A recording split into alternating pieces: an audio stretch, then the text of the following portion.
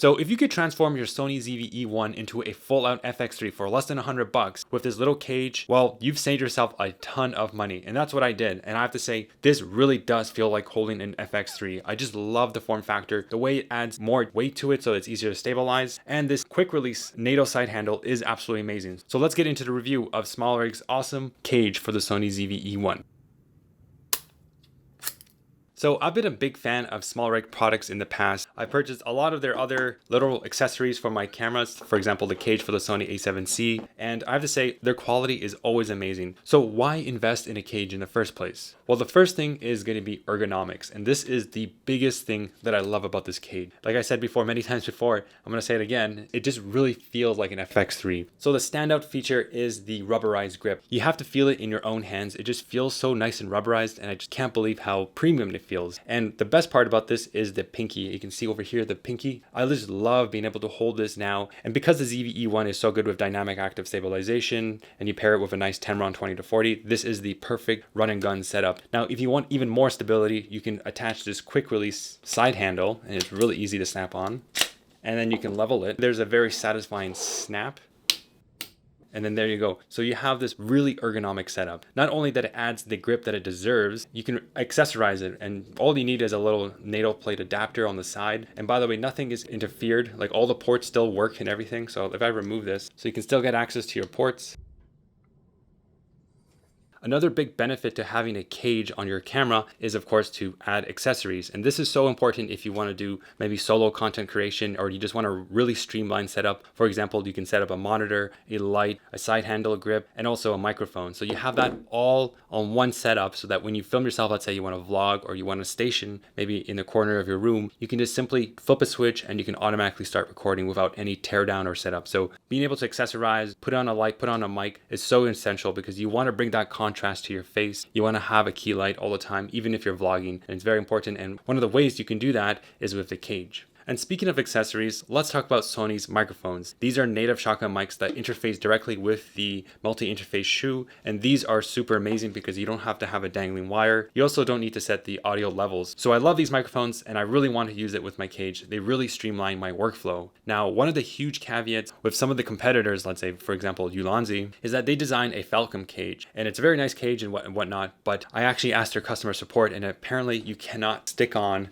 a Sony native shotgun mic. And SmallRig has designed this cage to give barely a very small clearance between the microphone and the actual cage, so you don't waste any space. It works with this lavalier mic, the W2BT I believe is what it's called, and any of the ECM B1 or M1, the new one that just came out. Being able to have this, then let's say your side handle, and then a light, and then a monitor, because this side handle, it is absolutely amazing. And you cannot do that with some of the competitors out there because they poorly designed it. It's funny that I asked Ulanzi support and they're like, oh, I'm sorry, we can't help you. And I'm just like, how am I supposed to use your cage? So the next big benefit of having a cage is the awesome protection you get. Now the ZV-E1 naked by itself, just the body, feels very cheap, very small, and if you were to drop it, it would shatter. This has a lot of protection around the perimeter of the body. Obviously around this corner here it's not fully protected, but it does a really good job. Obviously the bottom is fully protected. You can see all of this is nicely, so if it were to, God forbid, fall on the floor, at least you have some way of protecting your very precious, very expensive camera. And another bonus accessory they include with the cage is a much needed mini HDMI clamp. And I have to say, this mini HDMI clamp is so essential because, trust me, if you're out running and gunning in the field and you have these wires hanging out to your monitor or something like that, it could spell disaster if you were to somehow trip on a wire and pull it. So it really does add a lot of protection. Now, one of the issues with the smaller body of the Sony ZV-E1 is that it's relatively light, especially compared to, let's say, a zoom lens like this one over here, this Tamron 20 f2.8. When you want to balance it, it does have these micro jitters, and I did not have this problem when I was using my FX3 or FX30 on a gimbal in the same setup, same lens. And that's because those grams are anywhere from 650 to 730 grams, whereas the ZV-E1 is like just shy of 500 grams. And what that does is that it makes it more difficult for the gimbal to balance. I know it may sound counterintuitive that a heavier body may actually improve the balance on this gimbal, but that just means that there's more weight on this side over here instead of on the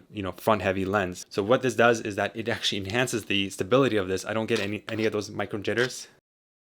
And that's the fourth reason why you may want to get this cage, is to add more weight to your kit so that when you balance it on the gimbal, or if you're just hand holding your camera and trying to get a stable shot, that extra weight is really going to help. Don't get me wrong, this cage is actually relatively lightweight. I think it adds only around maybe 150 grams. I'll put the text at the bottom just to correct that. But yeah, it's very lightweight. And if you want, you can remove the HDMI clamp, that's just optional. And you can also remove the rubber grip if you really want to make your load more compact for whatever reason. And for the fifth and final reason why you may want to invest in a cage, well, it just adds a lot of coolness factor. Imagine having the top handle here and having all your accessories out, and then you go to a client shoot or you want to impress your friends. It just looks really cool. So not only is there a lot of practicality with it, I have to say, I really enjoy using my device. The ergonomics, all the accessories, and just the coolness factor of it. So setting this up is really easy. First, you have to remove the two left and right sides, and then you just plop it on without the lens, screw the bottom and screw the left and right side. And you have the included tool that's underneath the cage in case you never need to remove it on the go. So let's do a quick tour of the actual cage. Obviously, you have your nice grip, you have an extension to your pinky, and on the bottom, most importantly, you have an Arca Swiss plate. This is really, really nice because it's a universally compatible interface. So having an inbuilt Arca Swiss plate means that you can save yourself one little accessory that's on your cage. And I love the fact that if you lie it flat on the ground, it acts a lot more stable. On the right side, you have 3/4 inch thread, and you have an RE locating 3/8 screw over here. On both sides over here, you have strap handles, which is nice because you preserve that feature that comes native with your camera body. You have a cold shoe over here. On the top over here, you have another RE locating 3/8 screw and 2/4 inch screws. Your multi-interface cold shoe is not obstructed at all, as I mentioned before, and you have yet another cold shoe on the far left side corner. Now moving on to the left side, you have more 1/4 inch threads. You can attach something like this NATO plate adapter. It's not included, but it's really inexpensive to purchase that in case you want to use things like this accessory, this side handle, and you have the HDMI clamp over here in case you want to, obviously protect your HDMI cable. And all within the internal of the cage, you have rubber padding. This protects your Sony ZV-E1 paint job. Now, in terms of the build quality, as I mentioned before, SmallRig is known for their high precision when it comes to building these cases. These are absolutely amazing, and I've never had any issues, and they just feel very sturdy. So really well made, very professional, and it doesn't look cheap. All the rubberized padding, like on this one over here, on the top handle, is just amazing. Now, in terms of the design of the side handle with the quick release NATO, I have to say it is absolutely amazing. It has a very satisfying click when I snap it into place and lock it. It's very easy to take it on and off, and I like that you can customize the position. So not only do you fix it at one point with these two screws over here, obviously you have this wide range of adjustments so you can adjust your center of balance, but it is also flexible in that you can mount it on the left side or the right side. So you have tons of mounting options with this awesome side handle. Oh, and by the way, it does come with an inbuilt tool. So you have your standard cold shoe, which is essential. And not only that, you have 4/4 inch threads, and you have an also locating thread so that, it locks into place these two little holes over here. And there seems to be even these hand straps so you can thread something through it. But I have to say, this is an excellent handle. It just feels so ergonomic. It's so soft and rubberized. I just love the premium feel it has, and it's relatively lightweight. So it really does add a lot of practicality when you're trying to balance your setup and add more accessories. Also, this side handle is really good for filming vertical content. And honestly, I just like picking up my camera more often because it's just so ergonomic to pick it up and then film B-roll and not even use my gimbal. That's right, you heard me. I don't even use my gimbal to film slow motion thanks to the awesome steady shot that is provided by the Sony ZV-E1. It feels so satisfying to snap it on or snap it off. And it's also extremely sturdy. I totally trust it with my $4,000 camera gear. So we know by now that this cage gives the ZV-E1 the look and feel of an FX3 or FX30. But what about the lack of fan? I actually pre-ordered a fan that is specifically designed for this camera, and I'm excited to try that out. So that's maybe like $20 to make this even more like the FX3 and perform like the FX3.